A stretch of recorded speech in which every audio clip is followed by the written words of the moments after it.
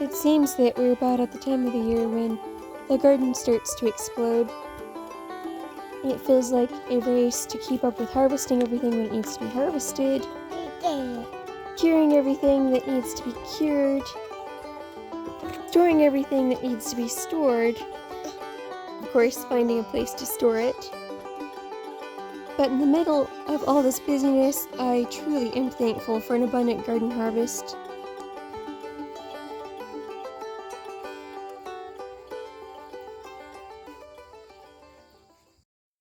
This heat makes for some good corn growing weather, even if it's not so good for the gardener. And I need to unload this morning's haul. Add it to the other produce that's waiting to be processed. Now, in case you're wondering, we do have more blackberries than this, but we seem to have eaten most of them before we brought them to the house. Looks like we're getting quite a few Marconi peppers now. I'll be needing to chop them up and freeze them here.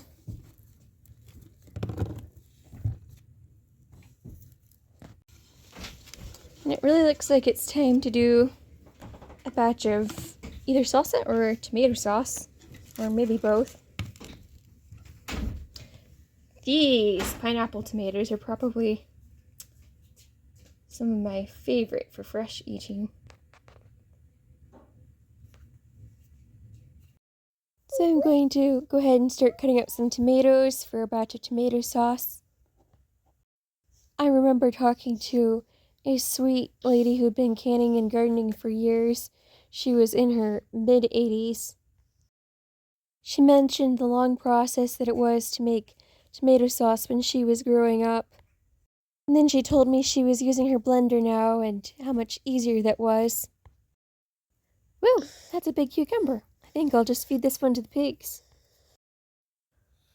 One thing that I really enjoyed growing last year that I'm doing again this year are these sweet Marconi peppers.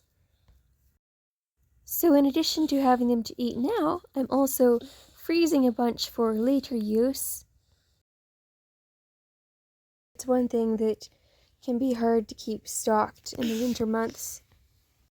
So it's definitely something I want to have a lot of in my freezer ready to go. And our tomatoes have cooked down nicely, and I've added some fresh garlic and basil, and I'm blending it up now.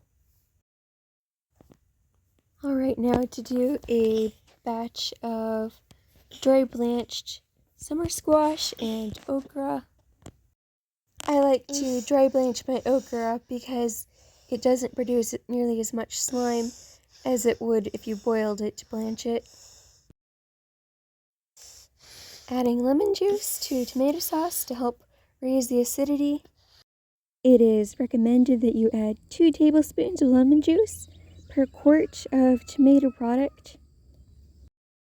Although these are heirloom tomatoes, so they probably would be fine to leave the lemon juice out. Now I'm going to demonstrate how I make an onion braid.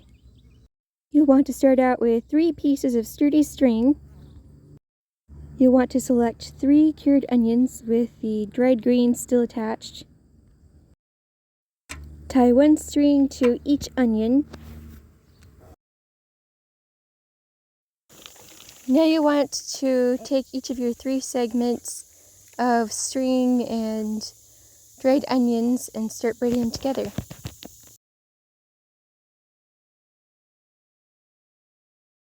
You add onions in, you can either tie it on or you could just simply braid it in.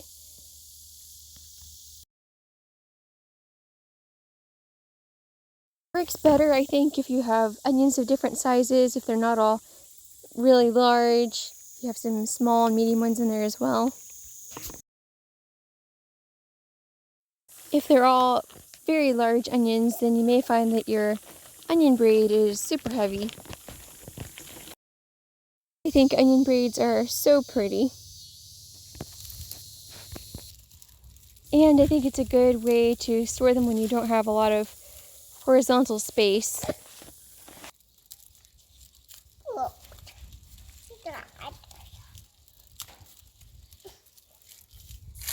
So we have most of our onions hanging up now, but I still have some that are still in the curing process.